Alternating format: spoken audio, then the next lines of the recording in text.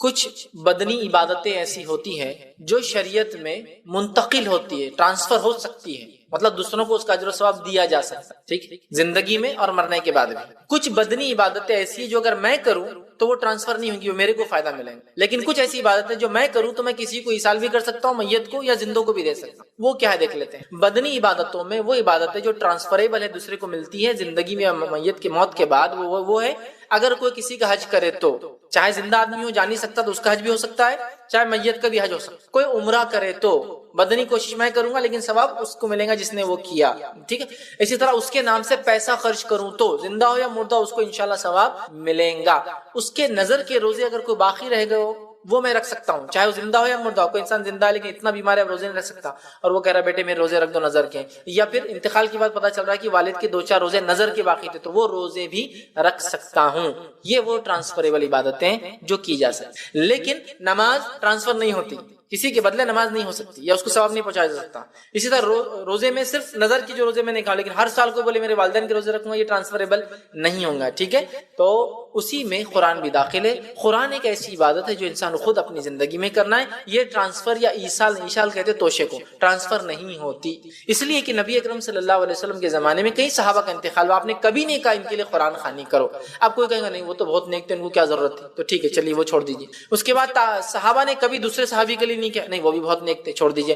اچھا تابعین نے کبھی ایک دوسرے کے لیے نہیں کیا، آپ بولیں گے وہ بھی بڑے نیک تھے، چھوڑ دیں۔ اماموں میں سے کسی 4 امام میں سے کسی نے کہا کہ یہ ہوتا ہے، چلو وہ بھی ٹھیک ہے بہت نیک تھے، چھوڑ دیں۔ تو پھر لیں گے کس کو، سب کو چھوڑتے جا رہے ہیں آپ؟ جب وہ پہلی نسلوں نے کوئی کام نہیں کیا تو ہم کیسے کر سکتے؟ تو لہٰذا قرآن کا ایصال کرنا یہ سنت سے ثابت نہیں، حالانکہ نبی اکرم صلی اللہ علیہ وسلم کے زمانے اور اس کے بعد میں کئی لوگ انتقال کر گئے، لیکن کبھی صحابہ نے کہا کہ چلو تمہارے والد کے لیے پڑھو بیٹے، انتقال ہو گیا ان کے مطلب تابعین سے یا ان کے بچوں سے، نہیں کہا۔ تو لہٰذا قرآن کا ایصال یہ ثابت نہیں ہے، ہمیں ہر اس چیز سے بچنا چاہیے جو ثابت نہیں۔ ثابت جو ہے وہ آپ کیجیے نا، حج کیجیے ان کے بدلے، عمرہ کیجیے ان کے بدلے، صدقہ کیجیے ان کے بدلے، چاہے وہ کھانے کی شکل میں بھی ہو سکتا ہے کہ آپ نے پیسہ خرچ کر کے کھانا لا کے غریبوں کو کھلا، وہ بھی انشاءاللہ ملیں گا۔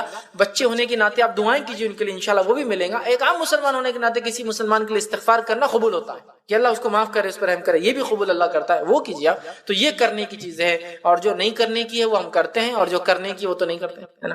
کرنے کی چیزیں نہیں کرتے، اور نہیں کرنے کا 30ویں دن کر رہے، 10ویں دن کر رہے، 20ویں دن کر رہے، 40ویں دن کر رہے، سال کر رہے۔ ارے بھائی کرنے کی جو وہ کیجیے نا، جو نہیں کرنے کی وہ کیوں کر رہے ہیں آپ؟ تو لہٰذا کیا ایصال ہو سکتا ہے وہ پورا وضاحت ہے حدیث کے اندر، ہمیں چاہیے کہ ہم انہی چیزوں کو بہرحال ایصال کریں، تو قرآن اس میں شامل نہیں۔ اگر فرض کی شکل لے چکی، وہ فرض کی شکل لے چکی، جو کمپلسری نہیں ہے اس کو کمپلسری کر لیا، جو کمپلسری ہے اس کو ہم سبسڈی لیتے ہیں۔ ہوٹل میں روز شام میں زیارت ہونا ضروری ہے دوستوں سے ملاقات کے لیے، کمپلسری، جس دن نہیں ہوا اس دن کھانا ہضم نہیں ہوگا، اور جو پورا دن خراب ہو گیا آج کا، تو دوستوں سے ملاقات نہیں۔ لیکن اگر اپنے والد کے گھر سے دور رہتے ہیں تو وہاں ملنے نہیں جائیں گے روز، حالانکہ ٹائم تو ملتا ہے نا، جب ہوٹل میں بیٹھ سکتے تو وہاں جا سکتے ہیں۔ تو وہ ہوٹل کی زیارت اور وہاں بیٹھنا کمپلسری واجب ہو گیا، اور جو والد سے ملاقات کرنا، والدین سے سکھاؤں گا، ماں اور باپ سے، حالانکہ وہ مستحق ہے، وہ بوڑھے ہیں، ان کے پاس جانا چاہیے، آپ ان سے الگ رہتے کسی وجہ سے، وجہ کچھ بھی ہو سکتی ہے، الگ رہتے ہیں، وہاں ہم نہیں جاتے ہیں۔ تو جو واجب ملاقاتیں ہیں وہ غیر واجب ہوگی، اور جو غیر واجب ہے وہ واجب سے بھی فوقیت لے کے فرض سے بھی زیادہ ہوگا، سمجھ رہے آپ؟ آج یہ حال ہو چکا، تو ہمیں اس چیز کو سمجھنا چاہیے۔ تو آئیے پہلے ہم دیکھتے ہیں ان واجب ملاقاتوں میں سب سے پہلا حقدار کون ہے جس سے ہم ملاقات کریں، جس کی زیارت کریں، جس کے پاس جائیں۔ ان میں سب سے پہلے والدین، ماں اور باپ۔ والدین سے ملاقات یہ نمبر 1 ہے ان ملاقاتوں میں، جو ملاقات، جو زیارت ہے، مجھے اور آپ کو جو وزٹ اور جو میٹ ہم لوگوں کو کرنا ہے، یہ ہم پر واجب ہے کہ اپنے والدین سے ملاقات کریں۔ کیوں؟ اس لیے کہ اللہ کے اور اس کے رسول کے بعد دنیا میں کسی کا مرتبہ، کسی کا مقام، کسی کی عزت اور کسی کی پھر اطاعت ہے تو وہ والدین ہے، والد اور والدہ، ماں اور باپ، سمجھ رہا؟ اللہ اور اس کے رسول کے بعد اگر کسی کا مقام ہے، کسی کی عزت ہے، کسی کی توقیر ہے، کسی کی اطاعت ہے، تو والد اور والدہ ہے، یا والدہ اور والد ہے، والدین، یہ سب سے اول ہے۔ اس لیے کہ اللہ رب العزت نے سورہ بنی اسرائیل میں دیکھیے حکم دیا اور کہا وَقَضَىٰ رَبُّكَ أَلَّا تَعْبُدُوا إِلَّا إِيَّاهُ وَبِالْوَالِدَيْنِ، اور تمہارا رب یہ حکم دے چکا ہے، یہ بات طے کر چکا ہے کہ تم اس کے ساتھ کسی کی عبادت مت کرنا، وَبِالْوَالِدَيْنِ إِحْسَانًا، اور اپنے والدین کے ساتھ احسان کرنا۔ ایک ہی آیت میں ایک کے بعد ایک دونوں لفظ آ گئے. تیرا رب یہ طے کر چکا ہے وَقَضَىٰ رَبُّكَ أَلَّا تَعْبُدُوا إِلَّا إِيَّاهُ، اس کے علاوہ کسی کی عبادت مت کرنا. وَبِالْوَالِدَيْنِ إِحْسَانًا، اس کو کہیں گے نا ایک سانس میں ایک جملے میں کہا اللہ نے، ایک ہی جملہ ہے، کوئی بیچ میں وہ نہیں خیرت کے اعتبار سیدھا کہ اللہ کے علاوہ کسی کا شرک مت کرنا، والدین سے احسان کرنا. اس لیے میں نے کہا اللہ اور اس کے رسول کے بعد دنیا میں کسی کا مقام ہے، کسی کا مرتبہ ہے، کسی کی اطاعت فرمانبرداری ہے، کسی کی عزت و توقیر ہے، تو وہ کون ہے؟ والدین. یہ بات کو ہم سمجھ لیں، بہت اچھے سے سمجھ لیں. تو لہٰذا ان سے زیارت واجب ہے اگر ہم کسی وجہ سے والدین کے ساتھ نہیں رہتے ہیں. تو جیسا کہ سفر پر اگر آپ ہیں، آپ بیرون ملک رہتے ہیں، تو جب واپس آئے فوراً والدین کے ساتھ، اگر ایک ہی گھر میں ہے تو پھر تو فوراً والدین سے ملاقات کریں. آپ کے بیوی بچے بھی اس گھر میں رہتے ہیں لیکن پہلے کس سے ملاقات کریں گے؟ آپ والدین سے. اس پر بیوی کو ذرہ برابر بھی غصہ نہیں آنا چاہیے، اس کے بارے میں سیکنڈ تھاٹ نہیں ہونا چاہیے. اس لیے کہ جب وہ بیوی جو میری بیوی اور میں ہوں، ہم بھی جب اس عمر میں پہنچیں یہی توقع کریں گے کہ ہمارے بچے پہلے ہم سے ملے اور بعد میں اس سے ملے جس سے اس کا بعد میں نکاح کیا گیا ہے، نہ جس نے اس کو پیدا کیا نہ اس کی پرورش کی. نیچرل ہے. لیکن کتنی ان نیچرل بات ہے کہ ہم اپنے لیے سوچتے نہیں کہ بھائی میرا شوہر آ رہا ہے، میرا فلاں، تو مجھ سے پہلے ملاقات کرنا اور بعد میں اپنے ماں باپ اس کو زیادہ ہے کیا، قربانی تو میں دے رہی، بچوں کو تو میں پال رہی. ہاں تو یہی سوچیے اس شوہر کو بھی کسی اور نہیں پالا ہے، اسی نے اس کو بڑا کیا ہے، تو اس کا حق ہے. اور اس حدیث کو یاد کیجیے جس حدیث میں 3 لوگ غار میں چلے گئے اور ایک پتھر نے آ کے روزگار کا منہ بند کر دیا. تینوں نے کہا اپنی اپنی نیکیوں کو وسیلہ بناؤ. تو ایک نے کہا اللہ میں روز بکریاں چراتا، دودھ دھوتا آنے کے بعد، اور دودھ سب سے پہلے کس کو پلاتا؟ والدین کو. ایک دن میں آیا اور میرے والدین سو گئے تھے، میں نے بکریوں کا دودھ دھویا اور رکا رہا، اور اتنی دیر رکا جب تک کہ وہ اٹھ نہ گئے. اور ایک روایت میں الفاظ ہے وہ صبح فجر تک، مطلب صبح تک نہیں اٹھے. جب صبح انہوں نے آنکھ کھولی میرے بچے بھوک سے بلا رہے تھے، پھر بھی میں نے ان کو دودھ نہیں دیا، اپنے والدین کو پہلے دودھ دیا. وہ سیر ہو گئے پھر ان کو پلایا. اے اللہ یہ کام میں نے تیرے لیے کیا تھا، اگر تو نے قبول کیا تو اس مصیبت کو دور کر. اور پتھر تھوڑا سا ہٹ گیا، پورا نہیں ہٹا چونکہ اور 2 لوگ تھے انہوں نے بھی کی تو پورا ہٹا، لیکن یہ بھی ایک سبب بنا اس مصیبت کے ہٹنے کا. میں یہ نہیں کہہ رہا ہوں آپ اولاد کو تکلیف دیجیے ماری، میں وہ نہیں کہہ رہا. میں کہہ رہا ہوں فرسٹ پریفرنس والدین، پہلی ترجیح جو ہے ہمارے جو والدین کو. تو زیارت میں بھی سب سے پہلے حقدار کون ہے؟ واجب زیارت کے والدین. اگر والدین بھی الگ رہتے ہیں تو دونوں سے ملاقات کی جائے گی. کئی والدین بھی الگ ہوتے ہیں، طلاق ہوگی ماں باپ میں، ٹھیک ہے، لیکن ماں باپ تو ہے نا، طلاق ہونے سے فرق کیا پڑتا ہے؟ ماں باپ تو ہے، والدہ الگ رہتی ہے، والد الگ رہتے ہیں، تو دونوں الگ رہتے ہیں تو دونوں سے، دونوں ساتھ رہتے تو ان سے. میاں بھی مطلب بیوی اور بچے ساتھ اور والدین بھی ساتھ، پہلے والدین سے پھر بیوی بچوں. First preference. یہ وہ لوگ ہیں جو ہماری آخرت کے اعتبار سے جنت بھی ہے، اور یہ وہ لوگ ہیں دونوں جو آخرت کے اعتبار سے جہنم بھی ہے. ان کی خدمت کرو جنت پالو، ان کو ناراض کرو اور تکلیف دو اور جہنم میں چلے جاؤ. آسان ٹکٹ ہے یہ ہمارا ایک طرف. اور حدیث میں الفاظ ہے ماں کے قدموں کے نیچے جنت ہے، باپ جنت کے دروازوں میں بیچ کا دروازہ ہے. تو کتنا بڑا مقام ہے، ایک دروازہ ہے دوسری خود جنت ہے. حدیث میں آسم نے حاکم کی روایت میں بد دعا دی ان لوگوں کے لیے جن کو اپنی بڑھاپے میں، ان کی زندگی میں ماں باپ میں سے دونوں یا دونوں میں سے کوئی بوڑھی عمر میں مل جائے، بڑھاپے میں مل جائے اور ان کی خدمت کر کے جنت نہ پا سکے. اور آپ نے لعنت بھیجی ایسے لوگوں پہ جو والدین میں سے دونوں یا ایک کو پالے اور خدمت کر کے جنت نہ بنا سکے. اس لیے میں نے کہا پہلی زیارت کا حقدار کون ہے؟ والدین. ملاقات کیجیے، جائیے، میل ملاپ کیجیے، حسن سلوک کیجیے، اچھی بات کیجیے، ان پر خرچ کیجیے، ان کی عزت و توقیر کیجیے، انہیں بتائیے کہ ان کا مقام آپ کے نزدیک سب سے اونچا ہے. اللہ اور اس کے رسول کے بعد آپ انہی کی اطاعت اور فرمانبرداری کرتے، ظاہر سی بات ہے اللہ اور اس کے رسول کی فرمانبرداری کے ماتحت ہی ان کی فرمانبرداری ہے، اس کے خلاف تو بات سنی نہیں جائیں گی. ٹھیک ہے، تو تمام چیزیں. ورنہ ہوتا ہے کبھی کبھار ہم والدین کا مقام بتاتے تو لوگ نماز چھوڑ دے رہے، کیوں؟ اما ابا بول رہے کہ نماز مت پڑھو. ویسے نہیں، اس لیے میں نے کہا اللہ اور کے رسول کے ماتحت ان کی بھی سیکنڈ تو ہے ہی اللہ اور اس کے رسول کے بعد، لیکن اطاعت ان کی اللہ اور کے رسول کے ماتحت ہے. اگر یہ شرک کرو بولے تو آپ نہیں کر سکتے. آپ یہ بولیے کہ ٹھیک ہے میں آپ کو کچھ جواب نہیں دوں گا لیکن میں یہ کام نہیں، عزت کے ساتھ جواب دیں گے، گالی گلوچ نہیں کریں گے کہ تم کچھ بھی بولتے ہو غلط ہے، شرک ہے. نہیں، میں نہیں کر سکتا ہوں، آپ چاہے کچھ. تو ان کی عزت کیجیے، ان کی توقیر کیجیے، ان سے ملاقات کیجیے، ان کے پاس بیٹھیے، ان پر خرچ کیجیے، اپنے وسیلوں سے ان کی کام نکالیے. بیمار ہے تو بیمار پرسی کیجیے، ان پہ خرچ کیجیے. جو کچھ ہو سکتا ہے خدمت کے اعتبار سے ان کے ساتھ کرنا یہ مجھ پر آپ پر واجب ہے. یہ پہلی قسم یاد رکھیے. نبی اکرم صلی اللہ علیہ وسلم سے بالکل فالتو بات ہے. کسی کا انتقال ہو جاتا ہے تو لوگ فاتحہ پڑھتے ہیں اور فاتحہ پڑھنے کو کہتے بھی ہیں اور اس پہ کچھ کھانا وغیرہ بھی بناتے ہیں، اور کبھی کبھار ہمیں پتہ بھی نہیں ہوتا کہ یہ فاتحہ کا کھانا ہے، وہ کھا لینے کے بعد معلوم پڑتا ہے کہ اب وہ فاتحہ کا کھانا تھا. تو کیا اس چیز پہ گناہ ملیں گا اور ایسے لوگوں کو کیسے سمجھایا جائے اور کیا یہ کھانا جائز ہے؟ سوال ہے کہ کچھ لوگ جو ہے مرنے کے بعد جو ہے فاتحہ پڑھتے ہیں. اگر فاتحہ پڑھنے سے مراد سورۃ الفاتحہ ہے کہ لوگ پڑھتے ہیں کہ سورۃ الفاتحہ پڑھنا چاہیے، یا ٹھیک ہے قرآن کی سورت ہے یوں ہی پڑھ رہے ہیں، کوئی مخصوص چیز نہیں کہ سنت ہے یا میت کو فائدہ نہیں پڑھ رہے ہیں، سمجھ میں آتا ہے. تو فاتحہ قرآن کی ابتدائی چیپٹر ہے تو پڑھنا چاہیے، اس میں کوئی مسئلہ نہیں خیرت کے طور. لیکن فاتحہ سے مراد ایک مخصوص عمل ہے، کچھ مخصوص کلمات پڑھے جاتے ہیں، اس میں مخصوص دعائیں، مخصوص وظائف، مخصوص کیا ہے آپ کے درود، مخصوص سلام اور مخصوص آیتیں جمع کی جاتی ہے، یہ سنت سے ثابت نہیں ایسا کر. اب سوال یہ تھا کہ اگر ایسا کسی نے کیا ہو اور اس پر کھانا بھی بنتا ہے، بات ہے دیکھیں ہمارے کسی بھی پروگرام اور کسی بھی بدعت کا خاتمہ اگر بریانی اور میٹھے پہ نہ ہو تو کوئی اس میں شامل ہونے والا ہے بھی نہیں. ہر کھانے کے اینڈ میں میٹھا یا بریانی ہونا ہی ہے، اور اس کے لالچ میں ہی جیسے مکھیاں آ جاتی گڑ کے پاس لوگ جمع ہوتے ہیں ایسے پروگرامز.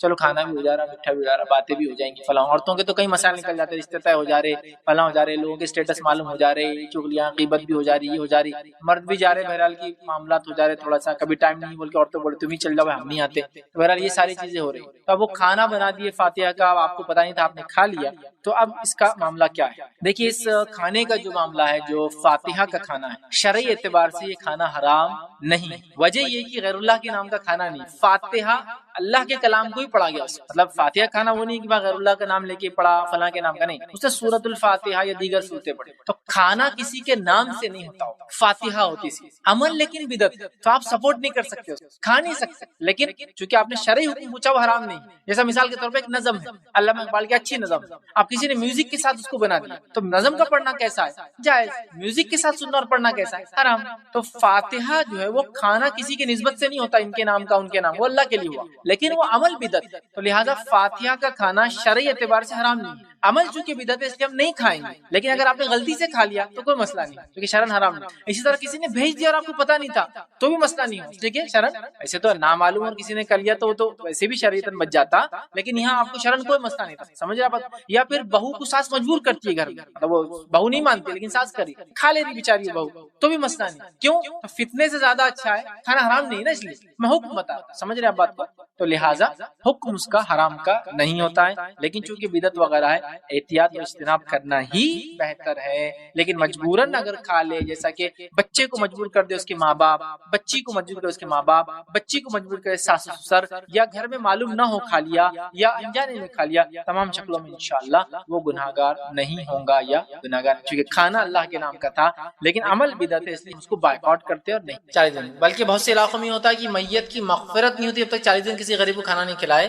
تو کچھ خاندان ہوتے جو صرف کھانا کھانے کے لیے تیار رہتے، پورے شہر کے صرف کھانے کھاتے جا کے جو بھی مر جاتا ان کے گھروں کے، تو ان کو بلایا جاتا ہے مختلف ناموں سے، وہ کہیں شاہ پکارے جاتے ہیں، کہیں فلاں پکارے جاتے ہیں، وہ خاندان ہوتے ہیں صرف آ کے کھاتے صدقات لیتے ہیں. یہ کوئی 40 آنے کی ایسی فضیلت نہیں ہے، لہٰذا آپ اپنے میت کی طرف سے صدقہ کریں، کوئی فکس رقم نہیں ہے، کھانا کھلائے کوئی فکس رقم نہیں ہے، استغفار کرے کوئی فکس اس کے استغفار کی تعداد نہیں ہے، یہ آپ کر سکتے ہیں. لیکن مخصوص 40 دن مغرب کا بعد ایک کھانا دینا، اسی ایک عورت یا ایک آدمی کو دینا، یہ تمام چیزیں خرافات میں سے، اس سے بچائیے ورنہ بدعت ایسی شروع ہوتی ہے. سنتوں پہ تو اتنی پابندی نہیں ہو رہی ہے جتنی بدعتوں پہ ہم کرتے ہیں. لہٰذا آپ کھانا کھلائیے، بہت اچھی بات ہے، کتنے بھی دن کھلائیے، جیسے بھی ایک ساتھ 40 کو کھلا دیجیے کوئی مسئلہ نہیں، 80 کو کھلائیے، 70 کو کھلائیے، 60 کو کھلائیے، 51 کھلائیے، 55 کو، خاص مت کیجیے دنوں کو، خاص مت کیجیے تعداد کو، خاص مت کیجیے، کھانے کو عام رہنے دیجیے تو کوئی حرج نہیں. ایسا آپ خاص کریں گے 40 دن تک کھلانا، یہ سنت سے ثابت نہیں، لہٰذا یہ غلط ہوگا.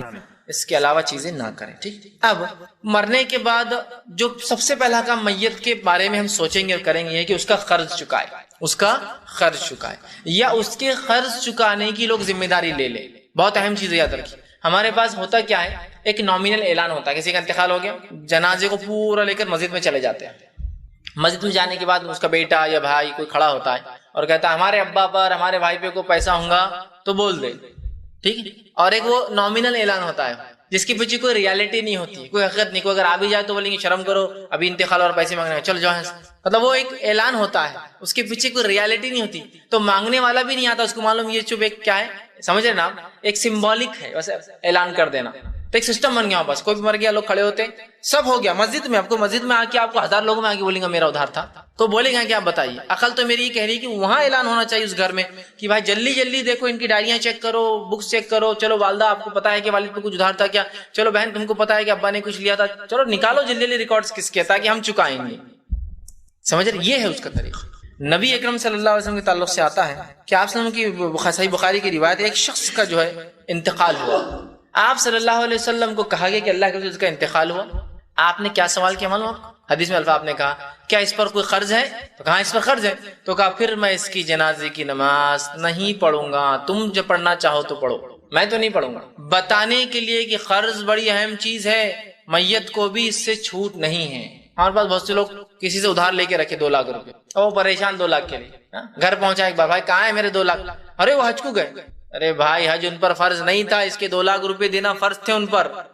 اب اگر وہ بیچارہ بولتا ہے کہ یار حج پہ خرچ نہیں دیے تو وہ تو اس کی پٹائی ہونے والی، پورا محلہ مل کے ماریں گا اس کو، ہاں حاجی کو تم ایسا بول رہے ہو؟ لیکن وہ آپ دیکھ رہے نہیں، اس پہ قرض ہے، اس کو پہلے دینا ضروری تھا، وہ حج کرنا ضروری نہیں تھا اس پر۔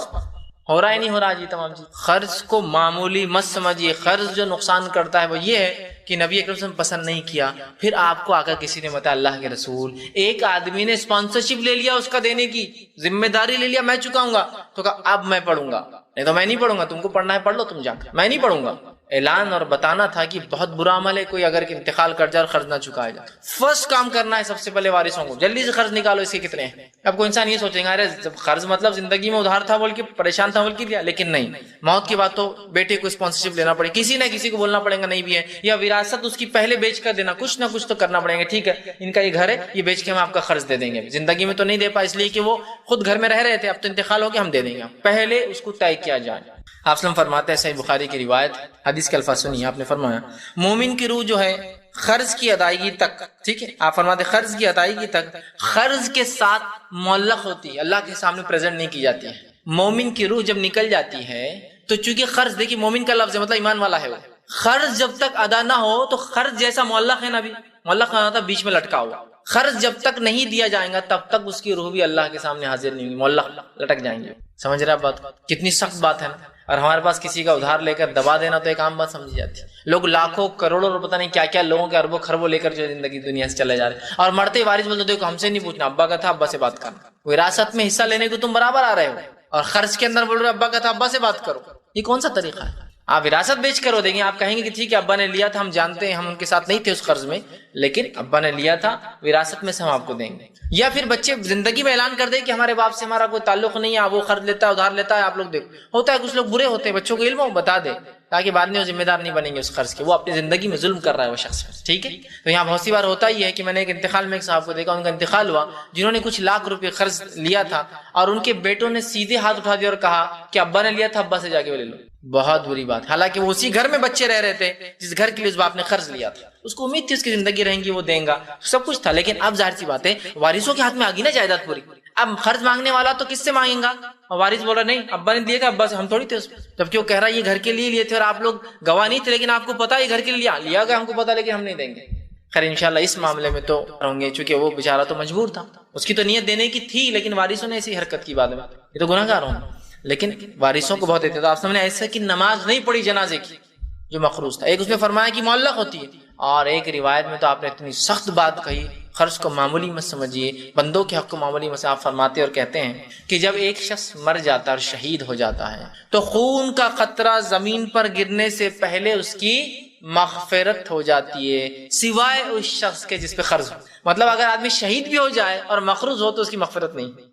خون کا قطرہ زمین پر گرنے سے پہلے شہید کی مغفرت ہو جاتی ہے سوائے اس شخص کے جس پر قرض ہو۔ قرض لے کے حج کو چلے جا رہے ہیں، لوگوں کے قرض ڈبا کر محلے چھوڑ کر بھاگ جا رہے ہیں، لوگوں پہ قرض لے کر جو ہے زندگی گزار کے چلے جا رہا ہے اور اپنے آپ کو بڑا تیسمار خان سمجھ رہا ہے، لیکن مرتے ہی اس کو حقیقتیں سامنے آ جائیں گی، جب اس کے نام عامہ ریپرزینٹ ہی نہیں ہوں گے اللہ کے سامنے، معلق قرض کے ساتھ لڑکا دیے جائیں گے، کتنا خطرناک حال ہوگا۔ سب سے پہلا کام کیا کرنا ہے مرتے ہی؟ یہ مانی کرنا ہے، خالی ایک خالی لپ سروس جس کو بولتے ہیں نا، کچھ تو بھی ایک ہاں کسی کا قرض ہوتا آ کے لے لو اور بس چلے، رکے بھی نہیں آپ کے پاس قرض کیا، یہ جیب میں ہے کہ پیسے نکال کے دینے کو نہیں، وہیں اعلان کیا کیا کیا نکالو، اور ہمارا اب کام ہے کہ ہم کال کر کے اس شخص کو قرض دیں گے۔ اب بہت سے لوگ کیا ہوتا ہے یار مر گئے نا معاف کر دو، نہیں، وہ چاہے تو معاف کرے نہ چاہے تو کم۔ جیسے کہ ایک شخص کا انتقال ہوا، نبی اکرم صلی اللہ علیہ وسلم فرمایا میں اس کی جنازے کی نماز نہیں پڑھوں گا، اس پہ قرض ہے، اس کے بعد بتایا کہ اللہ کے رسول سے قرض نہیں کوئی دے سکتا، تو آپ نے کہا ٹھیک ہے پھر میں ادا کر دیتا ہوں، اور آپ نے ہی ادا کیا اور آپ نے جنازے کی نماز پڑھی، اس سے پتا چلا کوئی بھی قرض ادا کر سکتا ہے، کیونکہ آپ تو اسے کوئی بھی نہیں تھی، رشتہ دار نہیں تھا آپ کا وہ، آپ نے پھر بھی اس کا قرض ادا کیا۔ تو ہو سکتا ہے کوئی مالدار انسان ہو کہ میں ادا کر چلیے لے کے چلتے، بہت امپورٹنٹ ہے یاد رکھیے۔ قرض بندوں کے حق کتنے اہم ہے کہ میت کی مغفرت بھی نہیں ہے اگر قرض نہیں، شہید کی مغفرت نہیں، اس کے گناہ معاف نہیں اگر قرض نہیں ادا کرتا ہے، تو اب اس سے بڑا کیا ہو سکتا ہے؟ شہید سے بڑا درجہ نہیں ہے کوئی، یاد رکھیں، کیونکہ اس نے جان لگا دی اپنے اللہ کا، لیکن بندوں کا حق رکا ہوا ہے قرض، تو تمہارے بھی لیے معافی نہیں بھائی، تم بھی اٹک جاؤ گے، تو اس بات کو غور کرے، سب سے پہلے قرض ادا کرے۔ کہ اگر کوئی اولاد اپنی ماں سے برے مزاج سے بات کرے اور غصے میں برا بھلا بول دے جبکہ وہ برا بولنا نہیں چاہیے، ہے اور اگر بعد میں اولاد ماں سے معافی مانگ لے اور ماں معاف کر دے تو کیا اولاد کے سر پر سے گناہ معاف ہو جائیں گا جو اسے ملے یہ اپنی ماں سے برے اس سے جو ملا تھا جو ماں سے برے طریقے سے بات کرنے کے وقت. تو یاد رکھیے اگر کسی اولاد نے ماں سے کچھ بد کلامی کر دی ہو یا باپ سے یا کوئی بڑوں سے بھی تو بالخصوص والدین سے اگر کی ہو تو معافی مانگ لے, اور اگر وہ سچے دل سے معاف کر دے رہے ہیں تو بالکل انشاءاللہ اللہ معاف کر دیں گا. لیکن اس کا مطلب یہ نہیں کہ آپ پہلے غلطی کریں اور پھر بولے نہیں معاف کرو اور آپ منوا رہے پھر آپ غلطی کر رہے اور پھر اس سے معافی منگائی, درست نہیں. ہو جائے غلطی اور اگر وہ آپ کو معاف کر دے تو انشاءاللہ عزیز اللہ ضرور جو ہے ان کی دعا قبول کریں گا. لیکن ایک بات میں بالکل اعلان کر دوں اور یہ بات کی میں تاکید کر دوں کہ اولاد غلطی سے بھی بالخصوص ماں کی اور باپ کی بد دعا نہ لے. غلطی سے بھی شریعت نے ان کو ایسا اونچا مقام دیا ہے, ایسے پریویلیجز دی ہے, ایسے ان کو جو ہے اہمیت دی ہے کہ بجا اور بیجا ان کی دونوں باتیں اللہ سن لیتا ہے. جیسے آپ جانتے ہوں گے ایک ملک کا سفیر جب دوسرے ملک جاتا ہے اس کا ایمبیسیڈر بولتے ہیں, ڈپلومیٹ بولتے ہیں. ڈپلومیٹ اگر کسی ملک میں خون بھی کر دے تو اس پر کیس درج نہیں ہوتا اور کیس نہیں چل سکتا, اس لیے کہ اس کے رائٹس اتنے اونچے ہوتے ہیں چونکہ دوسرے ملک کا نمائندہ ہے. ہاں دوسرا ملک اگر چاہے ایکسٹریڈیشن ٹریٹیز اگر ہو دونوں کے بیچ میں, کے بعد تمہارا قاتل ہمارا قاتل ہم کیس چلائیں گے تب ہوگا. تو یہ خاص لوگ ہوتے ہیں, ان کو خاص پاورز ملتے ہیں نا. تو ماں باپ کو اللہ نے خاص پاورز دے رکھے, معلوم بجا اور بیجا ان کی دعا اللہ اور بد دعا قبول کر لیتا. آئیے ایک واقعے سے سناتا ہوں کہ والدین سے کبھی غلطی سے بھی آپ یہ کام نہ کرے, وہ معافی تو دوسرا مسئلہ رہا. رسول اللہ فرماتے ہیں کہ بنی اسرائیل کے ایک عابد تھے جن کا نام جریج تھا. جریج اپنے گھر سے دور عبادت کرتے. ایک بار والدہ ان سے ملنے آئی اور کہا یا جریج اے جریج میں آئی ہوں تمہاری ماں, مجھ سے آ کر ملو. جریج نماز میں تھے. جریج نے سوچا کہ میں نماز مکمل کرتا ہوں اور فوراً ماں کو آواز دوں گا, یا سوچا پہلے آواز دے دوں یا نماز کر لوں. سوچا نماز کر لیتا ہوں, ماں سے بعد میں مل لوں گا. اور جب تک نماز پڑھ کر باہر گئے ماں چلی گئی. دوسرے مقام بار پھر ماں آئی, پھر جریج جو ہے نماز پڑھ رہے تھے. پھر ماں نے آواز دی یا جریج اے جریج آؤ, اے جریج میں آئی ہوں. لیکن جریج پھر نماز سوچا کہ نماز توڑ دوں یا ختم کر لیتا ہوں جلدی سے, فوراً دوڑتے ہوئے گئے. ماں پھر چلے گئی. تیسری مرتبہ ماں پھر آئی. جریج پھر نماز میں تھے چونکہ عابد تھے. پھر یہی ہوا, ماں چلے گئی, جاتے تھے کہا تو ماں نے جریج کو بددعا دے دی اور کہا تو طوائفوں کا منہ دیکھے. اس زمانے میں شاید بددعا کیا ایسا طریقے رہتے ہر زمانے میں, کچھ نہ ہاتھ پیٹے ناس پیٹے فلاں, کہا تو طوائفوں کا منہ دیکھے اور چلے گئی. جریج نیک انسان ہے, اللہ کے ولی رسول اللہ فرما رہے ایک عابد تھا. جریج نماز پڑھ رہے ہیں, کوئی غلط کاموں میں یا بیوی بچوں کو ترجیح نہیں دے رہے, ماں پر نماز پڑھ رہے ہیں, سوچ رہے بس نماز ختم, چلے گئی. ہوا یوں کہ جریج کے عبادت خانے کے بازو ایک عورت تھی جس کو اولاد پیدا ہوئی جس کے شوہر کا نام نہیں معلوم تھا. جب لوگوں نے پوچھا یہ اولاد کس کی ہے تو جو ہے اس خاتون نے کہا, اور اس شخص نے جس نے اس سے زنا کیا اس نے کہا میرا نام مت بولو. اس خاتون نے کہا یہ جریج کی اولاد ہے. حاکم کے پاس کیس چلا گیا کہ جریج نے جو ہے زنا کیا اس عورت سے اور اس پہ کیس ڈالو. جریج کو پکڑ کر لے جائے گا حاکم وقت کے سامنے اور سزائے موت سنائیں گے چونکہ جریج نے زنا کیا تھا. جب جریج کو پھانسی پہ لٹکانے لے جایا گیا تو جب جریج مسکرانے لگے, چونکہ وہ عورت طوائف تھی, کھڑی تھی سامنے اور ہنس رہی تھی. کیا کہا تھا میں نے, تو طوائفوں کا منہ دیکھے. وہ کھڑی تھی تو جریج ہنسنے لگے. تو بادشاہ نے کہا کیسے گناہگار انسان ہو, موت کا وقت اور ہنستے ہو. تو کہا میں موت کے وقت نہیں ہنس رہا ہوں, میری ماں کی بددعا مجھے یاد آ گئی کہ اس نے کہا تھا تو طوائفوں کا منہ دیکھے, اور وہی ہو گیا. اللہ رب العزت نے جریج پر رحم کیا اور وہ بچہ جو زنا کی اولاد تھی وہ بول اٹھا اور کہا میرا باپ وہ چرواہا ہے جس کا میں بیٹا ہوں, اور پھر جریج کو آزاد کیا گیا اور اس کو سزا دی گئی. جریج کے واقعے کا بچہ. تو یہاں اللہ نے دیکھیے آپ ماں کی بددعا قبول کر لی. جریج نماز پڑھ رہے تھے تو ان کو اسپیشل پریویلیج. آپ بولیں گے ایسا کیوں, یہ لوگ یہ ایسے, ان کا مقام اتنا اونچا ہے کہ اللہ ان کی جا بجا سب سن لیتا اٹھا کر. تو غلطی سے بھی مائیں اپنے بچوں کو بددعائیں نہ دے اور بچے بھی ماؤں کو تنگ نہ کرے باپ کو کہ ان کی بددعائیں اللہ قبول کرے. اسی طرح رسول اللہ فرماتے اللہ رب العزت باپ کی گئی دعا رد نہیں کرتا اولاد کے حق میں. ماں کا بھی لفظ ہے اس میں, لیکن باپ کی خاص طور سے, اس لیے کہ مائیں تو دعائیں کرتی ہے, باپ دعا نہیں کرتے بچوں کے حق میں کبھی. ہم نے دیکھا کہ بس وہ نہیں, میں بولتا نہیں, میں کرتا نہیں, میرے دل میں ہے نہیں, کرنا چاہیے. باپ کی دعا اللہ رد نہیں کرتا بچے کے حق میں, بچوں کی باپ دعا کریں. اسی طرح ان کی دعا اور بددعا دونوں بجا اور بیجا سب قبول ہو جاتی ہے. تو میں بچوں سے کہوں گا کہ ایسی حرکت کرے ہی نہ کہ یہ سب جھگڑا اور فتنہ مچے, ورنہ اگر انہوں نے بددعا دے دی وہ معافی تو ہوتی رہیں گی بعد میں. جریج کی ماں نے معاف کر دیا جریج کو, لیکن جریج پہ کیس چل گیا, بدنامی طوائف کا منہ تو دیکھا جا کر ہوا. تو صحیح سب کتنا تکلیف ہوئیں گی جریج کو اندازہ لگے گا. عابد پہ اگر کوئی الزام لگا دے زنا کا, کہیں کا بھی نہیں رہتا ہے وہ انسان, آج کے دور میں بھی اور اس دور میں بھی. کیس چلنا, پھانسی ملنا, جا کر تختے پہ کھڑے ہونا, پھر ماں کی بات یاد آنا کہ طوائف کا منہ میں نے دیکھا. سورہ فاتحہ, آیت الکرسی اور خل کے تعلق سے کہ ان کے یہ فوائد ہیں. دیکھیں سورہ فاتحہ کے کئی فوائد ہیں. یہ سورہ رقیہ بھی کہا جاتا ہے, یہ علاج بھی, ویسے کئی فوائد ہیں. لیکن آپ کو یہ دیکھنا ہوگا کہ یہ فوائد کس طرح سے حاصل کیے جائے. نبی اکرم صلی اللہ علیہ وسلم حدیث میں بتایا ہے. ٹھیک ہے. جیسا کہ ایک روایت میں آتا ہے کہ بخاری کی روایت ہے، صحابہ ایک جگہ گئے، ایک بستی میں پڑاؤ ڈالا، ان سے اجازت مانگی کچھ کھانے پینے کی دو. یہ زمانہ وہ نہیں تھا ہوٹلیں وغیرہ تھی، رہنے کی جگہ تھی. بستی والوں نے کہتے چلو نکلو یہاں سے، باہر کر دیا. تھوڑی دیر بعد ہوا ایک لونڈی بھاگتی ہوئی آئی، کہا ہمارے سردار کو بچھو نے کاٹ لیا ہے، کیا کوئی ہے تم میں جو علاج کرے؟ ایک صحابی نے کہا میں علاج کروں گا. دوسروں نے کہا نہیں تم علاج کرنے نہیں جاؤں گے اس کا، اس لیے کہ انہوں نے ہم کو رہنے نہیں دیا. انہوں نے کہا پھر میں چلا جاتا ہوں. وہ گئے، جانے کے بعد انہوں نے سورہ فاتحہ پڑھی، دم کی. لیکن روایت میں آتا سورہ فاتحہ پڑھی، دم کیا، پھر آپ نے کٹس لگائے جہاں بچھو نے کاٹا تھا، اور اس زمانے میں منہ سے کھینچنے کا طریقہ تھا، کھینچ کر خون کو نکالا. لیکن یہ سب نہیں کر سکتے، یہ ٹیکنیکس ہوتی ہے، یاد رکھیے، یہ ہر عام آدمی نہیں کر سکتا. پھر وہ کیا، پھر سورہ فاتحہ پڑھ کے دم کیا، پھر خون کھینچا، پھر تھوکا، پھر سورہ فاتحہ، ایسا کئی بار انہوں نے کیا اور اس کو شفا حاصل. پھر جب مدینے آئے، نبی اکرم صلی اللہ علیہ وسلم سے سوال ہوا کہ اللہ کے رسول انہوں نے ایسا کیا، اور ہم تو سمجھتے تھے ان کو اتنا علم نہیں، لیکن یہ گئے سردار کا علاج کا اسے فائدہ ہوا. نبی اکرم صلی اللہ علیہ وسلم نے پوچھا کیا کیا تم نے؟ تو کہا اللہ کے رسول میں نے سورہ فاتحہ پڑھی. تو آپ نے فرمایا تمہیں کیسے پتا سورہ فاتحہ رقیہ ہے، علاج ہے، دم کرنے کی دعا ہے؟ تو پتا چلا یہ علاج ہے، نہ صرف جس کو ہم کہیں گے نفسیاتی بلکہ فزیکل بھی ہے، فزیکل بہرحال. ٹھیک ہے، تو لہٰذا اس کا یہ عمل ثابت. تو جو ثابت ہے بالکل جن کسی پر حاوی ہے پڑھ کے دم. ٹھیک ہے، اسی طرح جو ہے جیسا بیماری کے اندر پڑا یہ بھی آپ کر سکتے ہیں، ایسا انہوں نے دم کیا اور پھر سک کر کے بلڈ نہیں. اسی طرح سورہ فلق سورہ ناس تو بالکل ثابت ہے، میں نے آپ درس میں بھی کئی باتیں رکھی. نبی اکرم صلی اللہ علیہ وسلم بیمار ہوئے آپ پڑھتے تھے، نظر بد سے بچانے کے لیے آپ یہ پڑھتے تھے، آندھی طوفان مصیبت آتی تب آپ یہ پڑھتے تھے. سورہ فلق سورہ ناس تو بہرحال ثابت ہے. اس میں سورہ کافرون داخل نہیں ہے، بہت سے لوگ چاروں خل پڑھ دیتے ہیں. چار نہیں ہے، تین ہے، سورہ اخلاص، سورہ فلق، سورہ ناس. اچھا ایک عجیب بات ہے، یہ چاروں کل لوگ چونکہ اس کے بڑے فوائد ہیں تین کے، چار کو ایڈ کر دیتے ہیں اور چاروں کو ہر جگہ پڑھتے ہیں، یہاں تک کہ خبروں پر بھی پڑھتے جا کے. یہ اپنی حفاظت کے لیے، زندوں کے لیے. مرنے کے بعد سورہ اخلاص، سورہ فلق، سورہ ناس اور سورہ الکافرون پڑھنا درست نہیں. ایک مرتبہ ایک صاحب ضد کرنے لگے، نہیں بولے ہم جا کر بولے خبر میں پڑھیں گے. تو دوسرے صاحب نے ان سے کہا کہ چلو میرے کو بولو کہ جو تم پہلا سورہ پڑھے قل یا الکافرون، ٹھیک ہے، لا اعبد ما تعبدون، تو خبر والے کیا بول رہے ہیں؟ اے کافرو قل یا الکافرون لا اعبد ما تعبدون، میں بات نہیں کروں جس سے تم عبادت کرتے تھے. آپ پڑھ رہے بھی تو کیا پڑھ رہے یہ تو دیکھو. سورہ کافرون کو رات میں پڑھنا سونے سے پہلے ثابت ہے، اس لیے کہ برات کفر کے لیے اللہ کے رسول سورہ کافرون کو رات میں سونے سے پہلے پڑھتے تھے تاکہ کفر سے برات، نفرت کا اظہار ہو. تم جا کر تین خل ہے بولے، چوتھا بھی جب پڑھ رہے تو پہلا چوتھا ہی پڑھتے نا قل یا، کیونکہ باقی تین تو آخری ہے ترتیب کے اعتبار سے. قل یا الکافرون، اے کافر لا اعبد ما، اب دیکھا اس کا ترجمہ دیکھیے، میں عبادت نہیں کرتا، اس کی تم عبادت کرتے ہو. تو میننگ بھی آپ دیکھیے تھوڑا کیا اس کا کانٹیکسٹ ہے.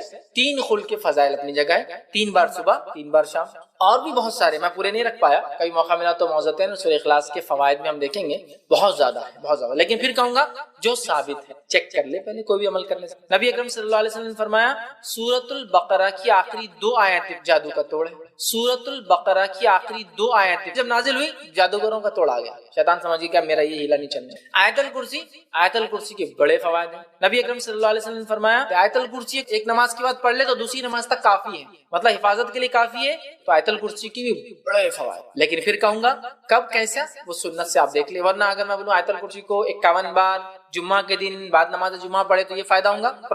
پرابلم ہے. حالانکہ پڑھ رہے کیا آپ آیت الکرسی، لیکن پرابلم ہے. کیوں پرابلم ہے؟ آیت الکرسی کو ایسا پڑھنا جس پر اتری آیت الکرسی نبی اکرم صلی اللہ علیہ وسلم پر انہوں نے نہیں بتایا. مسئلہ یہ قرآن کیسے بیکار آدمی یار، قرآن پڑھنے کا تم بول رہے غلط ہے. ہاں قرآن پڑھنا بھی غلط ہو سکتا ہے، اس لیے کہ جس پہ اترا اگر آپ اس کے جیسا نہیں پڑھو اور اپنی منمانی کرے تو یہ بھی غلط ہو سکتا ہے. جیسا کہ آیت الکرسی کو لوگ بولتے ہیں 51 بار، 101 بار، 1000 بار، 100 بار، 151 بار، 11 راتوں تک، 21 راتوں تک، 40 راتوں تک، 40 بار یہاں بیٹھ کر، سوکھے کنویں میں بیٹھ کر، قبرستان میں بیٹھ کر، غیر آباد مسجد میں بیٹھ کر پڑھنے سے یہ فائدے ہوتے. میں یہ بول رہا ہوں ہے تو قرآن لیکن اس کو ویسے ہی پڑھنے جیسا بتایا گیا. دیکھیں اللہ کا ذکر تو ہے نا، ثابت ہے نا، اللہ اکبر اللہ کا ذکر ہے، سبحان اللہ اللہ کا ذکر ہے، الحمدللہ اللہ کا ذکر ہے نا، سبحان ربی الاعلیٰ سبحان ربی العظیم اللہ کا ذکر ہے. تو کیوں نہ ہم ظہر کی نماز کو 4 کے بدلے 5 رکعت پڑھیں گے تو اللہ اکبر بڑھ جائیں گے، سبحان ربی العظیم سبحان ربی الاعلیٰ بڑھ جائیں گے، ہے نا، التحیات بڑھ جائیں گا، کتنا فائدہ ہوگا نا. تو آپ بولیں گے یہ ذکر درست نہیں ہوگا، اس لیے کہ نبی اکرم صلی اللہ علیہ وسلم ایسا ذکر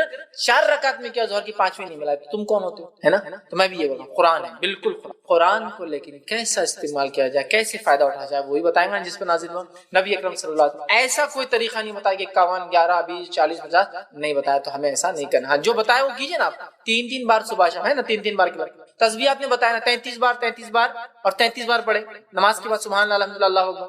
اور آخر میں پڑھے لا الہ الا اللہ وحدہ لا شریک لہ لہ الملک و لہ الحمد وهو علی کل شیء قدیر. یہی تسبیح کو اگر سوتے وقت پڑھتے ہو تو 33 بار سبحان اللہ، 33 بار الحمدللہ اور 34 بار اللہ اکبر پڑھے، ہوگی گنتی 100 سوتے وقت ایسا، اور نماز کے بعد یہ ایڈ کریں گے آپ 100 نمبر پر. یہ ساری چیزیں بتائی، کوانٹٹی جہاں بتائی گئی، جہاں نہیں ہے ہم نے نہیں کرنا. اس طرح فرمایا لا الہ الا اللہ وحدہ لا شریک لہ لہ الملک و لہ الحمد وهو علی کل شیء قدیر 100 مرتبہ صبح اگر کو پڑھے، مطلب بعد نماز فجر، تو اس پہ جادو اثر نہیں کرتا. اس دن کوانٹٹی بتائی گئی نا، جہاں کوانٹٹی اسپیسیفک تھی بتائی گئی، جہاں اسپیسیفک نہیں، جیسا درود صبح اور شام 10 بار پڑھنے کے فوائد بتائے گئے، 10 بار ہی، آپ 11 12 15 15 51 بار نہیں کر سکتے. آپ جہاں اسپیسیفک کر دیجیے، جنرل تھی جنرل کر، ٹھیک ہے.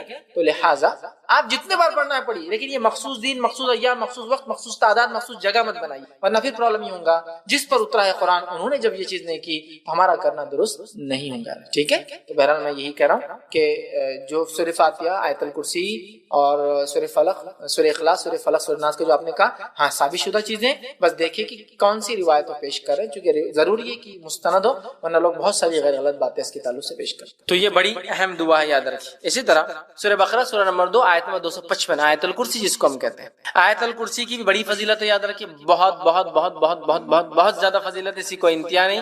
میں سمجھتا ہوں پورے فضائل میں رکھ بھی نہیں پاؤں گا، مختصری رکھوں گا. سب بسم اللہ کی مختصر کا، اس کے مختصری رکھوں گا. آیت الکرسی قرآن مجید کی تمام آیتوں میں اعلیٰ اور افضل ہے. آیت الکرسی قرآن مجید کی تمام آیتوں میں اعلیٰ اور افضل ہے. بہت بڑی فضیلت ہے. آئیے صحیح مسلم کی روایت ہے. ابی بن کعب رضی اللہ عنہ فرماتے اور کہتے ہیں رسول اللہ صلی اللہ علیہ وسلم نے فرمایا، کیا تجھے معلوم ہے کہ کتاب اللہ میں سے تمہارے پاس کون سی آیت سب سے افضل ہے؟ کیا تمہیں معلوم ہے کہ کتاب اللہ میں سے کون سی آیت سب سے افضل ہے؟ تو میں نے عرض کیا اللہ اور اس کے رسول ہی بہتر جانتے ہیں، مجھے تو نہیں پتا. آپ صلی اللہ علیہ وسلم نے دوبارہ فرمایا کہ کیا تجھے معلوم ہے کتاب اللہ میں سے تمہارے پاس کون سی آیت سب سے افضل ہے؟ میں نے عرض کیا اللہ لا الہ الا هو الحی القیوم، یہ آیت الکرسی. آپ صلی اللہ علیہ وسلم نے میرے سینے پر جو ہے ہاتھ پھیرا، مطلب صحابہ دیتے نا، ارے ماشاءاللہ، سینے پر جو ہاتھ پھیرا اور فرمایا ابو المنذر، ٹھیک ہے، ان کی کنیت تھی یہ، تجھے علم مبارک ہو. اللہ لا الہ الا هو الحی القیوم، یہ جو آیت الکرسی ہے، یہ آیت یاد رکھیے سب سے افضل آیت ہے، بہت افضل، بہت فضیلت والی آیت ہے. اس کو ہم بکثرت پڑھنے کی کوشش کیا کریں. اسی طرح جو ہے ایک روایت میں آتا ہے، یہ ابو داؤد کی روایت ہے، رسول اللہ صلی اللہ علیہ وسلم صفا مسجد نبوی سے متصل مہاجرین کی رہائش گاہ، مطلب ایک جگہ تھی، وہاں تشریف لائے تو ایک آدمی نے آپ صلی اللہ علیہ وسلم پوچھا، یا رسول اللہ صلی اللہ علیہ وسلم قرآن مجید میں سب سے زیادہ بڑی اور عظمت والی آیت کون سی ہے؟ آپ صلی اللہ علیہ وسلم فرمایا اللہ لا الہ الا هو الحی القیوم. آیت الکرسی آپ نے بیان کی، یہ سب سے فضیلت والی، عظمت والی بڑی آیت ہے، یاد رکھیں. اسی طرح سونے سے پہلے آیت الکرسی پڑھنے والے کے لیے اللہ تعالیٰ کی طرف سے ایک فرشتہ مقرر کیا جاتا ہے جو چوری، ڈاکہ اور دیگر نقصانات سے اس کی حفاظت کرتا ہے، نیز شیطان کی بری حرکتوں مثلاً وساوس، جادو، اسی طرح اس کی آصف زدگی اور اس کے خوف سے بھی انسان محفوظ رہتا ہے. اتنے سارے فائدے ہیں. یقیناً یہ روایت ابو ہریرہ رضی اللہ عنہ کی بڑی مشہور اور معروف روایت ہے، صحیح مسلم میں اور دیگر کتب میں آتی ہے. میں اب پوری تفصیلات نہیں رکھتا ہوں، بس مختصر آپ کو واقعہ، چونکہ حدیث بہت لمبی ہے. ہوا یہ کہ ابو ہریرہ رضی اللہ عنہ کو آپ نے جو زکوٰۃ کی کھجوریں تھی اس کے اوپر جو اپوائنٹ کیا، آپ وہاں تھے، رات میں ایک شخص آیا کھجوریں چرا رہا تھا، آپ نے پکڑا، کہا اللہ کے رسول صلی اللہ علیہ وسلم کے پیش کروں گا. اس نے کہا کہ میرے بیوی بچے بڑے بھوکے پیاسے تھے، میں مجبور تھا اس لیے لے جا رہا ہوں، میں کل نہیں آؤں گا. کہا ٹھیک ہے کل نہیں آنا، چھوڑ دیا. صبح ہوئی، اللہ کے رسول صلی اللہ علیہ وسلم سے کہا اللہ کے رسول ایک شخص آیا تھا کھجور چرا رہا تھا، میں نے پکڑا، پھر کہا بیوی بچے میں نے چھوڑ دیا. اللہ کے رسول صلی اللہ علیہ وسلم فرمایا آج پھر آئیں گا وہ. یہ کہتے جب اللہ کے رسول صلی اللہ علیہ وسلم کہہ دیا آج آئیں گا تو میں تو اب تیار ہو گئی، آج تو نہیں چھوڑوں. پھر آیا وہ کھجوریں چرا رہا تھا، آپ نے پکڑا، کہا آج تو اللہ کے رسول صلی اللہ علیہ وسلم بارگاہ میں حاضر کروں گا اور تم کو، چونکہ تم کھجور چرائے تھے زکوٰۃ کے. کہا نہیں میرے بیوی بچے بھوکے تھے، یہ تھے وہ تھے، بڑا اس نے رونا رویا، ان کو رحم آیا، پھر چھوڑ دیا. صبح ہوئی، اللہ کے رسول صلی اللہ علیہ وسلم فجر نے پوچھا کیا ہوا ابو ہریرہ تمہارے قیدی کا؟ کہاں جایا تھا؟ کہا کہاں ہے؟ کہا آج بھی چھوڑ دیا میں نے اس کو. لیکن اس نے کہا کل نہیں آئیں گا، تو کہا آج بھی آئیں گا. یہ کہتے وہ اب میں نے سوچ لیا آج تو اس کو نہیں جانے دوں. پھر وہ کہتے میں نے رات میں پورا مستعدی کے ساتھ میں کھڑا تھا، پھر وہ آیا، آتے ہی میں نے کھجور چرا پکڑا، کہا آج تو تجھے لے کر ہی جاؤں گا. یہ تھرڈ ٹائم, 2 ٹائم تو معاف کر دیں. کہا ٹھیک ہے تم مجھے چھوڑ دو, میں تمہیں ایک ایسی خیر کی بات بتاؤں گا جس دعا کو تم اگر رات پڑھ لو سونے سے پہلے تو ایک فرشتہ صبح تک تمہاری حفاظت کرے گا. اب چونکہ صحابہ خیر کے متلاشی اور خیر کے بہت زیادہ وہ تھے, حریص تھے. کہا اچھا خیر کا کوئی چیز دے رہا ہے رات میں پڑھنے سے فرشتہ. کہا ٹھیک ہے بولو چھوڑ دوں گا. تو کہا اگر تم آیت الکرسی پڑھ لو تو ایک فرشتہ تمہارے شیطان سے صبح تک حفاظت کرے گا. صبح ہوئی, نبی اکرم صلی اللہ علیہ وسلم کا ابو ہریرہ کیا ہوا کل قیدی کا؟ کہا پھر آیا تھا. کہا کہاں ہے پھر؟ تو کہا چھوڑ دیا. تو کہا کیا کہا؟ تو کہا اس لیے چھوڑ دیا کہ اس نے مجھے ایک دعا سکھائی. اور اس نے کہا آپ صلی اللہ علیہ وسلم فرمایا کیا دعا سکھائی؟ تو اس نے کہا جو شخص رات سوتے وقت آیت الکرسی پڑھ کر سوئے گا تو ایک فرشتہ صبح تک اس کی فجر تک حفاظت کرے گا. ابو ہریرہ یہ بات اس نے سچ کہی, حالانکہ وہ اکثر جھوٹ ہی بولتا ہے. کیا تم جانتے ہو وہ کون تھا جو تمہارے پاس 3 دن سے قید میں آ رہا تھا, پکڑا جا رہا تھا؟ تو کہا اللہ اور اس کا رسول ہی بہتر جانتے ہیں. تو کہا وہ شیطان تھا. کون تھا؟ وہ شیطان تھا. ٹھیک ہے, لیکن اس نے یہ بات سچ, ٹھیک ہے یہ بات سچ کہی. تو یہاں بھی پتا چلا.